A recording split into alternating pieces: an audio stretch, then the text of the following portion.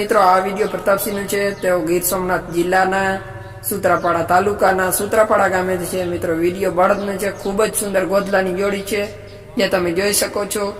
અને હજુ સુધી અમારી ચેનલને મિત્રો સબસ્ક્રાઇબ ના કરી સબસ્ક્રાઇબ કરી લેજો, જેથી કરીને અમે નવો વિડીયો અપલોડ કરીએ તો તમને સૌપ્રથમ મળી રહે.